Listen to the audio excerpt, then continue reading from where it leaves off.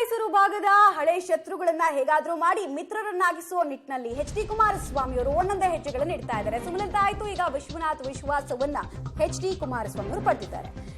ವಿಶ್ವನಾಥ್ ನಿವಾಸಕ್ಕೆ ಭೇಟಿ ಕೊಟ್ಟಿದ್ದಾರೆ ಎಚ್.ಡಿ. ಕುಮಾರಸ್ವಾಮಿ ಅವರು. ರಾಜಕಾರಣ ನಿಂತ ನೀರಲ್ಲ, ಹರಿಯೋ ಗಂಗೆ ಅಂತ ವಿಶ್ವನಾಥ್ ಅವರು ತಿಳಿಸಿದ್ದಾರೆ. ಭೇಟಿಯ ನಂತರ ಯದುವಂಶದ ರಾಜರು ಅವಿರೋಧವಾಗಿ ಆಯ್ಕೆಯಾಗಲಿ ಅಂತ ಹಾರೈಸಿದ್ದಾರೆ. ಸಿದ್ದರಾಮಯ್ಯ ದುರಂಕಾರದ ಮಾತು ಬಿಡಬೇಕು ಅಂತ ವಿಶ್ವನಾಥ್ ಅವರು ಮತ್ತೆ ಸಿದ್ದರಾಮಯ್ಯ ವಿರುದ್ಧ ಗುಡುಗಿದ್ದಾರೆ. ಕಳೆದ ವಿಧಾನಸಭಾ ಚುನಾವಣೆ ಅಷ್ಟೊತ್ತಿಗೆ ಕಾಂಗ್ರೆಸ್ ಸೇರ್ತೀನಿ, ಅದೇ ರೈಟ್ ಪಾರ್ಟಿ ಅಂದ್ರು. ಈಗ ನೋಡಿದ್ರೆ ಸಿದ್ದರಾಮಯ್ಯ ಅವ್ರಿಗೆ ಬೈತಾ ಇದ್ದಾರೆ. ವಿಶ್ವನಾಥ್ ಅವರು ಯಾವಾಗ ಯಾವ ಪಾರ್ಟಿ ಯಾವ ಕ್ಯಾಂಡಿಡೇಟ್ ಪರವಾಗಿ ಪ್ರಚಾರ ಮಾಡ್ತಾರೆ ಅಂತ ಇಲ್ಲಿ ತನಕ ರಾಜಕಾರಣದ ಯಾವ ಪಂಡಿತರಿಗೂ ಹೇಳಕ್ ಸಾಧ್ಯ ಆಗಿಲ್ಲ. ಇವತ್ತು ಹಾಗೆ ನಡೆದಿದೆ. ಮತ್ತೆ ಲಾಸ್ಟ್ ಟೈಮ್ ಲೋಕಸಭೆ ಚುನಾವಣೆಯಲ್ಲಿ ಯಾರೆಲ್ಲ ಶತ್ರುಗಳಾಗಿದ್ರು ಅವ್ರನ್ನೆಲ್ಲ ಒಬ್ಬರೊಬ್ಬರನ್ನೇ ಕರೆದು ಮಾತಾಡಿಸೋ ಪ್ರಯತ್ನ, ಊರುಗೋಲಾಗಿಸುವ ಪ್ರಯತ್ನ ಎಲ್ಲವನ್ನ ಮಾಡ್ತಾ ಇದ್ದಾರೆ ಎಚ್.ಡಿ. ಕುಮಾರಸ್ವಾಮಿ. ಏನು ಓಲೈಸ್ಕೊಳ್ಳಿಕ್ಕೆ ಹೋದ್ರು ಒಂದು ಮಾತು ಹೇಳ್ತಾನೆ, ಬಹಳ ದಿವಸ ನಡೆಯಲ್ಲ.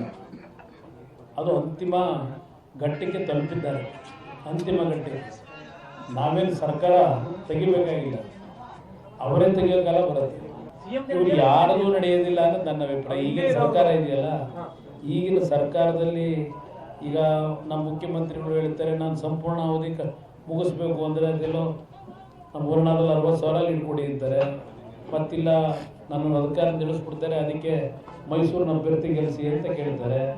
ಇಲ್ಲಿ ಈ ಕಡೆ ನೋಡಿದ್ರೆ ಶಿವಕುಮಾರ್ ಅವರು ಒಕ್ಕಲಿಗರಿಗೆ ಹೇಳ್ತಾರೆ ನೀವು 8 ಲೋಕಸಭಾ ಕ್ಷೇತ್ರದಲ್ಲಿ ನೀವು ಗೆಲ್ಲಿಸ್ಕೊಡ್ಬೇಕು, ನನ್ನ ಶಕ್ತಿ ತುಂಬಬೇಕು ಅಂತ ಅವ್ರಿಗೆ ಹೇಳ್ತಾರೆ. ಈಗ ಹೇಳೋದಲ್ಲ ವಿಶ್ವನಾಥ್ ಅವರು ಇಲ್ಲಿ ಅಭ್ಯರ್ಥಿ ಬಗ್ಗೆ, ಮೈಸೂರಿನ ಅಭ್ಯರ್ಥಿ ಜಾತಿಯ ಹೆಸರಿನಲ್ಲಿ ಈಗ ರಾಜಕಾರಣ ನಾವು ಮಾಡ್ತಾ ಇದೀವ. ಜಾತ್ಯತೀತ ಪದ ತೆಗೆದಾಕಿ ಅಂತ ಹೇಳ್ತಾರೆ ತಾನೆ ಮುಖ್ಯಮಂತ್ರಿಗಳು ಪದೇ ಪದೇ. ಅವ್ರು ದಿನನಿತ್ಯ ಮಾಡ್ತಾ ಇರೋದು ಜಾತಿ ರಾಜಕೀಯ. ರಾಜಕಾರಣ ನಿಂತ ನೀರಲ್ಲ, ಹರಿಯುವ ಗಂಗೆ. ಯದುವಂಶ ದರಸರ ಕೊಡಿ. ಇವತ್ತು ರಾಜಪ್ರಭುತ್ವದಿಂದ ಪ್ರಜಾಪ್ರಭುತ್ವದಲ್ಲಿ ಚುನಾವಣೆಗಳು ಸ್ಪರ್ಧೆ ಮಾಡಿದ್ದಾರೆ ಯದುವೀರವರು. ಹಾಗಾಗಿ ಯದುವೀರವರು ಮೈಸೂರಿನಲ್ಲಿ, ಮಂಡ್ಯದಲ್ಲಿ ನಮ್ಮ ಕುಮಾರಸ್ವಾಮಿ ಅವರು, ಇವರಿಬ್ಬರೂ ಕೂಡ ವಿಜಯಿಗಳಾಗಿ ಭಾರತದ ಶ್ರೇಷ್ಠ ನಮ್ಮ ಸಂವಿಧಾನ ಸಂಸತ್ತಿಗೆ ಅವರಿಬ್ಬರು ಕೂಡ ಪ್ರವೇಶ ಮಾಡೋದಕ್ಕೆ ನಾವೆಲ್ಲರೂ ಕೂಡ ಕೈ ಜೋಡಿಸಬೇಕಾಗುತ್ತೆ. ಮಾನ್ಯ ಸಿದ್ದರಾಮಯ್ಯವರು ಮುಖ್ಯಮಂತ್ರಿಗಳು ಲಕ್ಷಾಂತರ ಓಟು ನಮ್ಮ ಕೈ ಕೊಟ್ಟಿಲ್ಲಪ್ಪ, ದಯಮಾಡಿ ಇಂಥ ದುರಂಕಾರದ ಮಾತನ್ನು ಬಿಡಿ.